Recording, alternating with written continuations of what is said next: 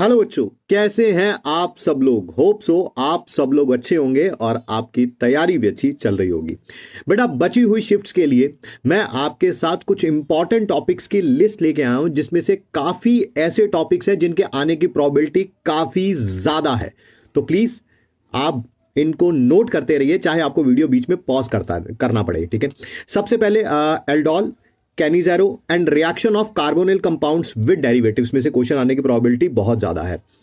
SN1 SN2 reaction, और जिसमें SN1 कौन फास्टर शो कर रहा है, SN2 फास्टर कौन शो कर रहा है। रिएक्शन ईथर की HI के साथ आपको जरूर करके जाना चाहिए।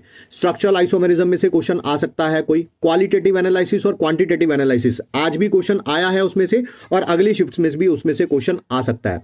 GOC में से एरोमेटिसिटी में कार्बोकेटाइन और कार्बन आयन की स्टेबिलिटी पे क्वेश्चन पूछा जा सकता है।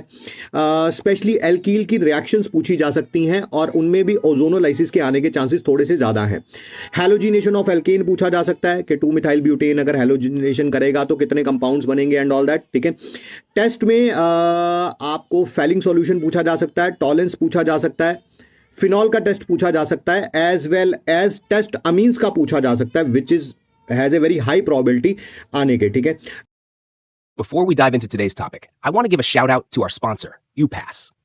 If you're a student preparing for competitive exams like NEET or JEE, or a college student managing assignments and projects, this tool can truly be a game changer for you. With UPass, you can easily refine essays, homework, or any written content. For instance, I've used it to humanize AI-generated content, and it transformed the text into something that reads completely natural. It's a fantastic tool for writing practice, simplifying notes, or creating polished answers for mock tests. Let me show you how it works. First, I'll generate some content using ChatGPT. Let's ask it to write an article about climate change and its impacts. Here's the AI-generated content. Now, let's see how detectable this is using AI detectors. We'll start by testing it on originality. As expected, originality flags this as AI-generated. Next, let's try GPT-0. Same result. It also detects this as machine-written. Both detectors confirm the content isn't human-like. Now let's see how UPass can fix this. Simply search for UPass on Google, paste your content into their platform, and let it work its magic. In seconds, the text is rewritten into a natural, polished format. It's perfect for students who want to save time and focus on understanding concepts rather than struggling with wording. Here's the refined version. It looks much more natural and polished. Let's test this updated text with the same AI detectors. First, on originality. Success. It now recognizes the text as human-written. Next, on GPT-0. Again, it confirms the content as human-like. UPass did an amazing job refining the text, and there you have it. This experiment shows how tools like UPass can transform AI-generated content into something completely natural and human-readable. Whether you're a student working on essays or a professional needing polished content, UPass is the perfect solution. A big thanks to UPass for sponsoring this video and for helping students make the most of their preparation journey. Now, let's jump back into our main topic. And chemical bonding में से molecular orbital theory और hybridisation में से question पूछा जा सकता है। Thermodynamics में से हेसिस लॉ और स्पॉन्टेनिटी, कौन सी रिएक्शन स्पॉन्टेनियस होगी, नॉन स्पॉन्टेनियस होगी, किस कंडीशन में, और आइसोथर्मल और एडियाबैटिक प्रोसेस में से वर्क डन या डेल्टा यू डेल्टा एच वगैरह पूछा जा सकता है। ठीक है।